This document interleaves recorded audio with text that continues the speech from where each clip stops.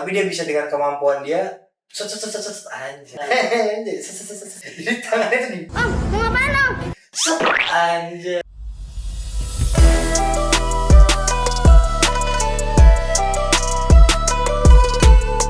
Lima karakter overpower dalam bidang olahraga. Versi ini mekanik.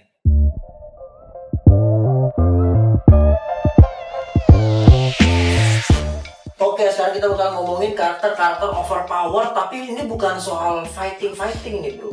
Kita nggak ngomongin magic nih, kita ngomongin sport. Tapi ketika kita bermain sport nih, gue jadi keinget ya. Sebenarnya main sport tuh zaman-zaman kita anak kecil tuh ada jurus-jurusnya ya.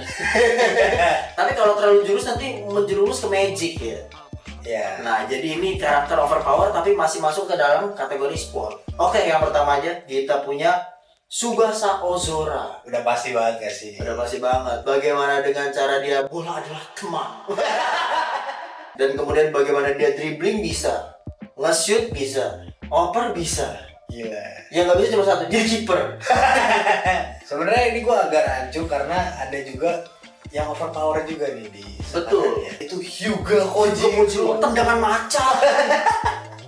Lu bayangin, anak SMP bisa nendang bola, ngebelah ombak, memecah ombak. Gara-gara dikatain nama ketua Meo FC, kamu sekarang taringmu sudah mulai tumpul. Gak seneng cuy, nendang ombak cuy. Itu salah satu yang overpower sih menurut gue. Cuma belum bisa ngalahin Tsubasa Ozora. Tetap drive shoot sih. Drive shoot sih. Luar biasa. Bayangin anak SMP ngesalto, terus itu kayak bisa nukik banget. Gila banget. Kayak gak ada yang bisa nepis juga kan. Betul. Drive shoot itu kan. Next, kita dari anime basket kali ini. Bola basket ada Kiseryota dari Kuroko no Basket. Kiseryota ini gila banget. Kiseryota ini ibaratnya bisa menggunakan jurus copy paste. Dia bisa meniru gerakan Anda kemudian menyamakannya. Jadi Kiseryota ini emang di dunia Kuroko no Basket itu kan ada juga semacam broken ability. Jadi ada Kiseki no Sede itu generasi yang nggak pada umumnya lah. Betul. Karena dia punya kemampuan yang lebih. Contohnya kayak Aomine Daiki.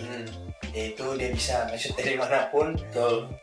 Dalam balance badan segimanapun. Terus juga kita punya Kagami yang lompatnya bisa tinggi banget. Midorima bisa nge-shoot dari manapun. Betul. Terus juga Murasaki Bara yang badannya tinggi besar. Dan terus Akashi yang bisa lihat masa depan dikit. Tapi di antara itu semua Kiseryota paling gila. Karena Kiseki no Sede ini kan ya mereka punya kemampuan di luar manusia biasa kan. Tapi ya masih masuk akal lah kemampuannya. Cuma Kiseryota ini dia bisa copy mereka semua. Jadi dia bisa tinggal mengkondisikan situasinya seperti apa, udah. Dia tinggal pilih salah satu mau copy kan. Oke, next. Yang ketiga kita punya siapa, Di? Yang ketiga kita punya dari bola volley. Bola volley. Kita punya Kiyomi Sakusa dari Haikyuu. Nah, dia ini seorang yang menarik nih karena bisa nge-spike juga, bisa mencetak poin juga, bisa ngasih bola juga. Intinya hebat lah orang. Jadi dia itu salah satu dari 3 pemain terhebat di Haikyuu secara nasional ya, dan SMA juga.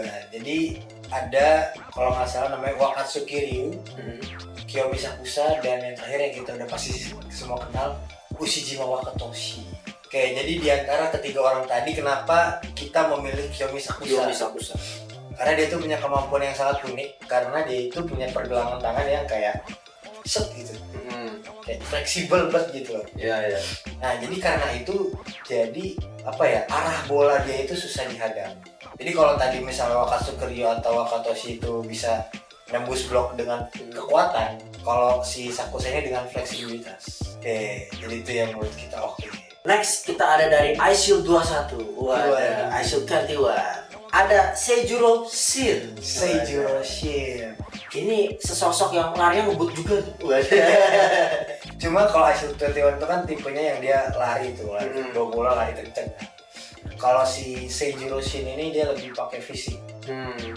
Dan dia kalau orang tuh lebih gampang tuh memahaminya bahwa dia itu defender. karena dia punya tackle yang sangat bagus dari tangan dia. Contoh utamanya adalah dengan jurus spear tackle. Jadi tangannya tuh di Mau ngapain om?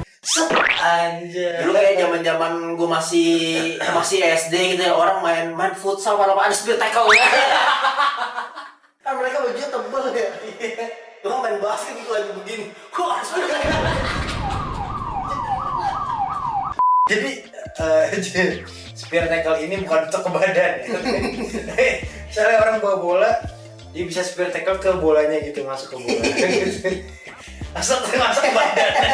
Ya, jadi dia bisa merebut bola dari bagian yang dia nggak bisa lihat, yaitu dari bagian belakang.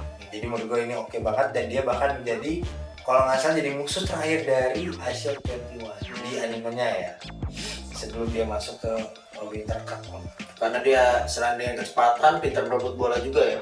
Betul, dan physically dia juga gede, juga bagus, juga punya kekuatan yang oke. Next, terakhir kita punya Manami Sangaku. Nah, ini dari olahraga sepeda. Olahraga Ada. sepeda. Dari Car Free Day. Dari Yoa Besi Pedal. Si Sangaku Manami ini punya kemampuan. Sebenarnya banyak yang punya kemampuan di Yoa Besi Pedal ini. Cuman Sangaku Manami ini ibaratnya bisa menyatu dengan alam. Kekuatannya menyatu dengan angin. Iya. Gue masih inget banget bahwa ada juga bisa ini kan, mendaki gunung, ada yang jagonya sprint. Ya. Tapi yang satu ini bisa menyatu dengan angin. Jadi di Yoa Besi Pedal itu di kejuaraan sepeda ada 2 tipe. Ada 3 tipe sih sebenarnya. 3 tipe. Yang satu tuh sprint, yang satu tuh nge-climb, jadi dia nanjak, dan nanjakan. Yang terakhir tuh namanya all-rounder, dia bisa dua-duanya. Tapi yang dua ini tuh keahliannya tuh harus khusus gitu loh, khusus bisa jago nge-climb, khusus jago nge-sprint. Betul. Nah, si Manami Sangaku ini dia tuh climb. Nah, yang uniknya yang menurut gue overpower adalah apa ya, menurut gue dia tuh jago banget nanjaknya karena tadi menyatu dengan angin. Betul. Tapi nggak cuma masalah angin, jadi dia masalah intelektual, kapan dia harus nanjak, kapan dia harus nunggu, kapan dia harus ngebut di tanjakan. Bahkan ada waktu-waktu dimana kayak, gue lagi mager nih naik, gue nunggu di atas aja lah. Dia udah telat nih di belakang orang, tapi dia bisa dengan kemampuan dia anjir. Saingannya mah ini pak, yang nge-climbingnya kayak laba-laba, kiri kanan Ya. Jadi yang nge-climb jago di Yoa Besi Pedal. Yoa Besi Pedal tuh ada 4. Satu tokoh utamanya, Kunadera, terus yang kedua ada Makishima. Yang bisa menanjak gunung dengan cara tick spider sebutannya. Iya. Bisa set gitu. Kayak laba-laba jadi orang lihatnya. Betul. Terus yang ketiga ada namanya Todo. Ini juga dia jadi anggun banget. Jenis climbnya tuh halus gitu orang kalau lihatnya. Dan terakhir tuh tadi Sangaku Manami. Jadi di antara mereka berempat yang menurut gue paling OP adalah Sangaku Manami, karena dia dia juga tipe karakteristiknya tuh gila banget, karena dia tuh justru ingin menantang maut. Kalau nggak ada bau-bau maut, bau-bau dia mau mati gitu, dia nggak suka tuh. Di pokoknya dia harus sampai titik dari penghabisan. Terus sekali dia buka baju udah tuh dia climbingnya jago banget, dan dia seakan nggak habis napas. Di saat yang lain tuh climbing itu kan capek ya, bisa habis napas, dia tuh nggak. Menurut gue OP-nya dia tuh di situ. Karena mainnya halus ya, jadi ada teknik, kemudian ada pernafasannya juga main, terus adem dia mainnya. Dia secara insting sih menurut gue. Karena dia tuh menurut gue tipe orang yang latihan tuh bukan latihan yang gimana-gimana gitu. Karena dia dijelaskan juga tipe orang yang males ya. Ya pokoknya segitu aja dari kita. Gimana menurut kalian, udah cocok apa belum? Atau misalnya ada yang menurut kalian lebih jago daripada Sangaku Manami dalam bersepeda, atau kalian punya argumen lain kayak misalnya sepeda ini nggak cocok nih dimasukin ke overpower sports, dan misalnya dari sports lain, silahkan tulis di kolom komentar. Oke, segitu aja dari Mekane. Azas.